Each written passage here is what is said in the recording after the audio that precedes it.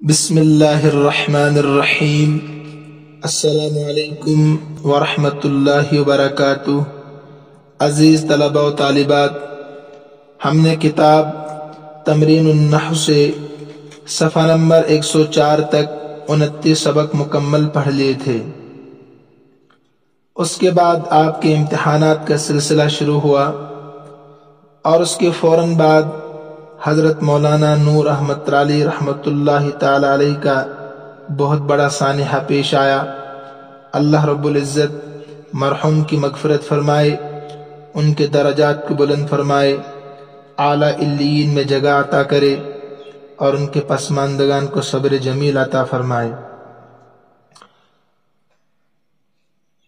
جو طلبہ و طالبات آن لائن حاضر ہے، ان سب طلبہ و طالبات کو یاد ہوگا کہ سبق نمبر 29 میں جو صفحہ نمبر 99 پر ہے، اسم کی تقسیم واحد، مثنی اور جمع کے اعتبار سے، یہ سبق ہم نے پڑھا تھا اور اس سے متعلق جو 6 تمارین تھی ان کو بھی حل کرنے کی کوشش کی تھی۔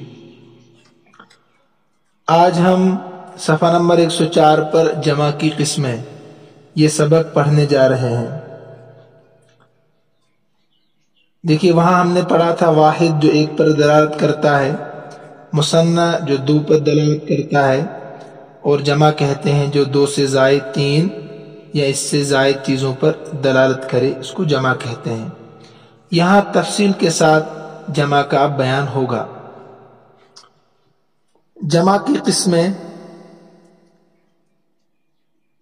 یہاں پر 3 بیان کی گئی ہے: جمع مکسر، جمع مذکر سالم، جمع مؤنث سالم۔ مکسر کہتے ہیں ٹوٹا ہوا، اور سالم کہتے ہیں جس میں کسی طرح کی کوئی تبدیلی نہ ہوئی ہو، کوئی تحریف نہ ہوئی ہو۔ اب آپ سمجھ گئے ہوں گے الفاظ سے ہی، جمع مکسر کا مطلب ہے کہ جس میں واحد کا وزن توڑ دیا گیا ہو، واحد کا وزن توڑ دیا گیا ہو۔ اور جمع مذکر سالم کہتے ہیں جس میں واحد کا وزن صحیح سالم ہو، واحد کے وزن میں کسی طرح کی کوئی تحریف، کوئی تبدیلی پیش نہ آئی ہو۔ ایسے ہی جمع مؤنث سالم کہتے ہیں کہ واحد کے وزن میں کسی طرح کی کوئی تبدیلی پیش نہ آئی ہو۔ بہت آسان ہے آج کا سبق۔ جب ہم مثالوں پر غور کریں گے، 6 پیراگراف آپ کے سامنے ہیں۔ الف میں 2، با میں 2 اور جیم میں 2۔ دیکھیے، الف میں جو پیراگراف 2 ہے، پہلا والا دیکھیے آپ، جاء الضیف، مہمان آیا، اکرمت الضیف، میں نے مہمان کا اکرام کیا، سلمت علی الضیف، میں نے مہمان کو سلام کیا۔ پہلی مثال میں الضیف فاعل ہے حالت رفعی میں، دوسری مثال میں الضیف مفعول بہ ہے حالت نصبی میں، تیسری مثال میں الضیف مجرور ہے علی حرف جر کی وجہ سے، حالت جری میں ہے۔ تو جاء فعل، الضیف فاعل، جملہ فعلیہ خبریہ، اکرمت فعل، انا ضمیر فاعل، الضیف مفعول بہ، جملہ فعلیہ خبریہ، سلمت فعل، انا ضمیر فاعل، علی حرف جر، الضیف مجرور، یہ بھی جملہ فعلیہ خبریہ ہے۔ اس میں آپ کو جمع مکسر سمجھنا ہے۔ اس کے بالکل سامنے جو مثالیں ہیں یہاں بھی ایسے ہی ہے، یعنی حالت رفعی میں پہلی مثال، حالت نصبی میں دوسری مثال اور حالت جری میں تیسری مثال۔ لیکن فرق کیا ہے پہلی مثال میں اور دوسری مثالوں میں؟ دیکھیے، الضیف سے جمع بنایا گیا ہے الضیوف، الضیف سے الضیوف۔ ضیف کے معنی ایک مہمان، ضیوف کے معنی 3 یا 3 سے زائد مہمان۔ لیکن جب ضیوف کو ہم دیکھتے ہیں، غور کرتے ہیں، تو اس میں ہمیں حرکات اور سکنات میں بھی تبدیلی نظر آتی ہے، یعنی اعراب میں بھی تبدیلی نظر آتی ہے، اور حروف میں بھی ہمیں تبدیلی نظر آ رہی ہے۔ آ رہی ہے کہ نہیں آ رہی ہے؟ تو دیکھیے یہاں تھا ضعیف، تو یہاں ہے ضیوف، وہاں ضاد پر زبر تھا، یہاں ضاد پر پیش آ گیا، ٹھیک۔ وہاں پر یا ساکن تھا، یہاں پر یا متحرک ہے، پیش آ گیا۔ وہاں پر واو نہیں تھا یا کے بعد، یہاں یا کے بعد واو ہے۔ تو پتہ چلا کہ جو واحد کی حیات قضائیہ تھی وہ جمع میں یکسر تبدیل ہو گئی ہے، اعراب میں بھی اور حروف میں بھی تبدیل ہو گئی ہے۔ تو ضعیف سے ضیوف بنا، تو اسی کو جمع مکسر کہتے ہیں۔ واحد کا وزن بالکل ٹوٹ جائے، اعراب میں بھی اور حروف میں بھی تبدیلی ہو جائے، اس کی حیات قضائیہ بدل جائے، اسی کا نام ہے جمع مکسر۔ واحد کا وزن ٹوٹا ہوا ہے۔ پہلے فعل کا وزن تھا، ضعیف فعل، اب یہ ضیوف فعول کے وزن پر ہو گیا، یہ بھی جمع مکسر کا ایک وزن ہے۔ تو فعل سے ضعیف فعل کے وزن پر، ضیوف فعول کے وزن پر بنایا گیا ہے۔ ایسے آخر تک آپ دیکھیے تو یہ صرف حالتیں ہیں، ایک حالت رفعی میں ہے، پہلی مثال فاعل بن رہا ہے، دوسری مثال حالت نصبی میں ہے، مفعول بھی بن رہا ہے، تیسری مثال حالت جری میں ہے، مجرور بن رہا ہے۔ اب آئیے با پارٹ پر، جاء المعلم، معلم آیا، استاذ آیا۔ اکرمت المعلم، میں نے اکرام کیا، عزت کی معلم کی، استاذ کی۔ سلمت علی المعلم، استاذ کو سلام کیا۔ تو یہاں پر بھی پہلی مثال حالت رفعی میں، دوسری مثال حالت نصبی میں، تیسری مثال حالت جری میں، ہو بہو ترکیب اوپر کی طرح ہوگی۔ اسی کیا جب ہم جمع بنائیں گے، معلم کو جب جمع بنائیں گے، جمع میں تبدیل کریں گے، تو ہمیں دیکھنا ہوگا کہ تبدیلی واقع ہوئی ہے کہ نہیں۔ تو ہم نے دیکھا معلم ہے واحد کا وزن، تو اسی سے انہوں نے بنایا معلمون، کیا بنایا؟ معلمون۔ تو ہم دیکھتے ہیں کہ معلم کے آخر میں تبدیلی ہوئی ہے، اس سے پہلے کوئی تبدیلی نہیں ہوئی، میم تک آپ دیکھیں کوئی تبدیلی نہیں ہے، وہاں معلم تھا، یہاں معلم ہے، اعراب میں تبدیلی نہیں ہوئی، حرکات سکنات میں کوئی تبدیلی نہیں ہوئی، اور حروف بھی اپنی اپنی جگہ پر ہے، جیسے واحد میں تھے ایسے ہی جمع میں بھی ہے، میم تک۔ تو آخر میں واو اور نون بڑھایا گیا ہے، سمجھ میں آ رہا کہ نہیں؟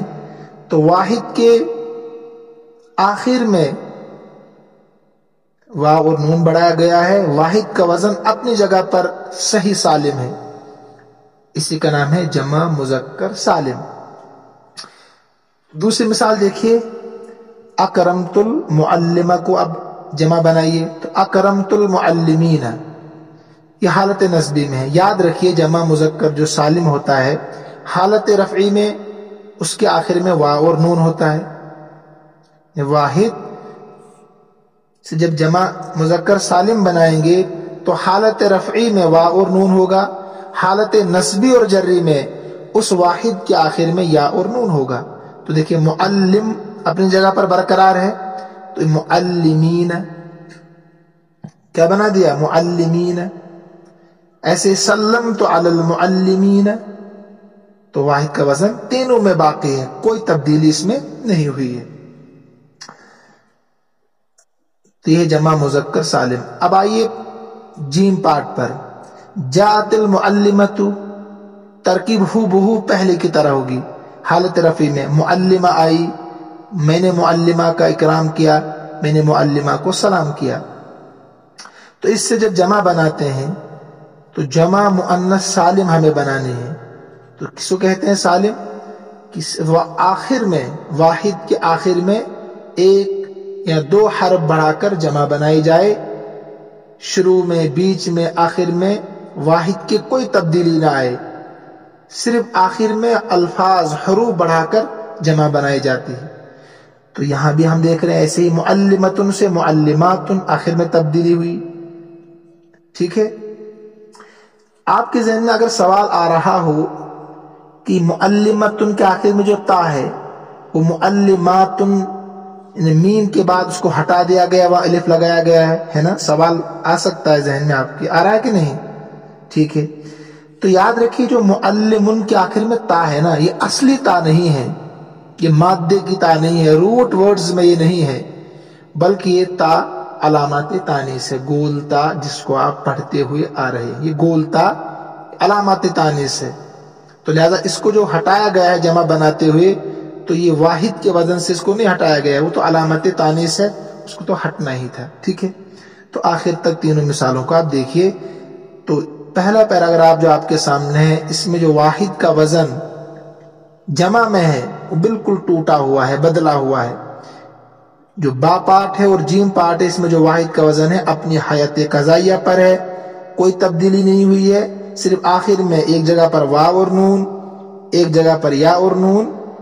اور تیسرا جو پیراگراف ہے اس میں واحد کے وزن میں کیا تبدیلی ہوئی ہے, صرف آخر میں الف اور تائے مبسوط یا تائے دراز لمبی تا, ایک ہوتے ہیں نا گول تا, ایک ہے لمبی تا, اس کو تائے مبسوط بھی کہتے ہیں اور تائے دراز بھی کہتے ہیں, لمبی تا, یہ تبدیلی ہوئی آخر میں. لیکن اس لیے دو تو سالم ہے اور ایک جمع مکسر ہے. جو بحث 105 صفحہ نمبر پر, اس کو آپ پڑھ لیجئے, وہی چیزیں ہیں جو آپ کو بتائی دی گئی ہیں. اب قاعدہ نمبر 29 دیکھیے, اس کو آپ کاپی میں نوٹ کریں گے اور زبانی یاد بھی کریں گے. جمع کی 3 قسمیں ہیں, جمع مکسر یعنی ٹوٹا ہوا وزن ہے نا, جمع مذکر سالم, جمع مؤنث سالم, جس کو ابھی سمجھا کر ہم آئے ہیں. جمع مکسر اس جمع کو کہتے ہیں جس میں واحد کا اصلی وزن باقی نہ رہے, اصلی وزن روٹ ورڈز, ٹھیک ہے, باقی نہ رہے. اعراب میں تبدیلی ہو, حروف میں تبدیلی ہو جائے. جمع مذکر سالم مذکر کی ایسی جمع کو کہتے ہیں جس کے آخر میں, دیکھیے آخر میں واو اور نون حالت رفعی میں, یا اور نون, یا اور نون ہو, یہ حالت نصبی اور جری میں آتا ہے, یا اور نون. یہ جمع صرف مردوں ہی کے لیے استعمال ہوتی ہے. جمع مذکر سالم صرف مردوں کے لیے ہوتی ہے, تو مذکر کہتے ہیں نا, صرف مردوں کے لیے آتی ہے جمع مذکر سالم. جمع مؤنث سالم مؤنث کی اس جمع کو کہتے ہیں, اس جمع کا نام ہے جس کے آخر میں الف اور تائے مبسوط ہے, الف اور تائے مبسوط یعنی بچھی ہوئی تا, اس کو تائے دراز بھی کہتے ہیں. تو ان کو آپ تینوں قاعدوں کو اچھے سے نوٹ کریں کاپی میں اور زبانی یاد کریں. صفحہ نمبر 107 پر آئیے. تمرین نمبر 1 الف, نیچے لکھے ہوئی عبارت میں جمع مذکر سالم, جمع مؤنث سالم, جمع مکسر کو پہچانو. یہ آپ کا کام ہے, ٹیسٹ یور انٹیلیجنس. آپ نے سبق کتنا سمجھا ہے یہ آپ کا کام ہے. اب میں ترجمہ کرا دیتا ہوں, ایک کام میں کروں گا, حالانکہ یہ بھی آپ کا کام ہے, ایک کام آپ خود کریں گے, تلاش کریں گے جمع. ڈکشنری کا استعمال جتنا آپ کر پائیں گے اتنا آپ کے لیے بہتر ہوگا, اس سے آپ کی صلاحیت بڑھتی چلی جائے گی انشاءاللہ. دیکھیے, وَكَانَتْ أَرْضُ ثَمُودَ أَرْضًا جَمِيلَةً خَضْرَاءَ فِيهَا بَسَاطِنُ وَعُيُونٌ وَجَنَّاتٌ تَجْرِي مِنْ تَحْتِهَا الْأَنْهَارُ. قوم سمود کی زمین ایسی خوبصورت زمین ہے جو سرسبز و شاداب ہے. خضرا کے معنی سرسبز و شاداب ہے. فیہا اس زمین میں بساتین باغات ہے, عیون چشمے ہیں, جناتن باغات ہے, تجری ایسے باغات ہے جن کے نیچے نہریں جاری ہے, من تحتہا جن کے نیچے الانہار کیا ہے, نہریں بھی جاری ہے. وَكَانُوا يَنْحِتُونَ مِنَ الْجِبَالِ بُيُوتًا اور وہ تراشتے تھے, يَنْحِتُونَ کے معنی ہے تراشنا, وہ تراشتے تھے پہاڑوں سے گھروں کو, واسعتاً کشادہ گھروں کو, جمیلتاً خوبصورت گھروں کو. تو وہ پہاڑوں سے کشادہ اور خوبصورت گھروں کو تراشتے تھے، ناخنوں سے بھی وہ تراشتے تھے، اللہ نے ان کو صلاحیت دی تھی، طاقت دی تھی۔ وَيَنْقُشُونَ فِي الْأَرْضِ، اور نقش و نگار بناتے تھے پہاڑوں میں، نقوشاً بدیعتاً، انوکھے نقش نگار، بدیعتاً کے معنی انوکھا، یونک۔ وَإِذَا دَخَلَ الْإِنسَانُ مَدِينَتَهُمْ، جب داخل ہوتا تھا انسان ان کے شہروں میں، رَآ عَجَبًا، تو وہ عجیب و غریب چیز دیکھتا تھا، وَرَآ قُصُورًا عَظِيمًا، وہ دیکھتا تھا بڑے بڑے محلات کو جیسے پہاڑوں کی طرح ہوں، بڑے بڑے محلات، عظیم محلات کو جو پہاڑوں کی طرح ہوتے تھے، کل جبال، کأنما بناها الجن، گویا کہ ان کو جنوں نے تعمیر کیا ہو، انسانوں کے بس میں تو ہے ہی نہیں۔ ورآ ازہارا جمیلۃ، وہ دیکھتا تھا انسان جو داخل ہوتا تھا ان کے شہروں میں، خوبصورت پھولوں کو، فی الجدران، دیواروں میں، گویا کہ ابنت ہر ربیع، ان کو اگایا ہو موسم ربیع نے، دیواروں میں بھی نقش و نگار اور اس طریقے سے پھول پھلواریاں۔ ورآ ملک مصر، اور دیکھا مصر کے بادشاہ نے، رؤیا عجیبۃ، عجیب و غریب خواب، اس نے دیکھا خواب میں 7 موٹی گائیوں کو، بقرات، بقرت ان کی جمع سمان، موٹی گائے۔ ورأى الملک 7 سنبلات، دیکھا بادشاہ نے 7 سنبلات، 7 سبز بالیوں کو، گندم کی جو بالیاں ہوتی ہیں وہ کہتے ہیں سنبلات، 7 سبز بالیوں کو، و7 سنبلات یابسات، اور 7 خشک بالیوں کو، یابسات کے معنی خشک۔ وقال اخوة یوسف لأبیہم، اور یوسف علیہ السلام کے بھائیوں نے اپنے باپ سے کہا، بھیج دیجئے، ارسلہ معنا، اس کو ہمارے ساتھ، یوسف علیہ السلام کو، کل، غدن، یرتع، وہ چرے گا، اصل میں ترجمہ تو یہی کیا لوگوں نے، لیکن یرتع کے معنی وہ پھول میوے کھائے گا باغ میں، ویلعب، اور کھیلے گا کودے گا، وَإِنَّا لَهُ لَحَافِظُونَ، اور بے شک ہم اس کی حفاظت کرنے والے ہیں، ضرور بضرور، لا تاکید ہے۔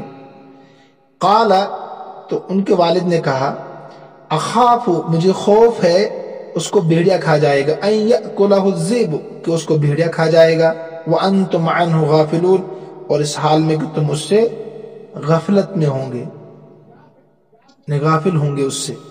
انہوں نے کہا ابداً، ہرگز نہیں، حالانکہ ابداً کا ترجمہ ہمیشہ کے لیے آتا ہے، تو یہاں یہ بھی کیا جا سکتا ہے۔ کیف یأکلہ الذئب، کیسے اس کو بھیڑیا کھائے گا، ونحن حاضرون، ہم تو موجود ہوں گے، وَنَحْنُ شُبَّانٌ، ہم تو نوجوان ہیں، وَأَقْوِيَاء، اور طاقتور بھی ہے۔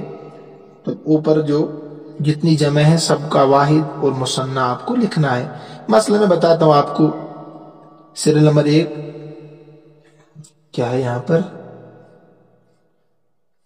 جیسے بساتین، تو بستان، بستانان، بساتین جمع ہے، عین، عینان، عیون یہاں جمع ہے، جنت، جنتان، جنات یہاں جمع ہے، نہر، نہران، انہار یہاں جمع ہے۔ ایسے آخر تک آپ کو تلاش کرنا ہے، ڈکشنری کا استعمال جتنا کریں گے انشاءاللہ آپ کے لیے مفید ہوگا۔ تمرین نمبر 2 صفحہ نمبر 108 پر نیچے لکھے ہوئے اسما کی مناسب جمع لکھو، یہ بھی آپ کا کام ہے، تلاش کرنا ہے ڈکشنری میں آپ کو۔ تو میں ترجمہ کرا دیتا ہوں الفاظ کا، پھر آپ تلاش کریں۔ مثلا مسجد، جمع لکھنی تو مساجد ہے نا، بتا دے ہیں آپ کو۔ مدرسۃ، مدارس۔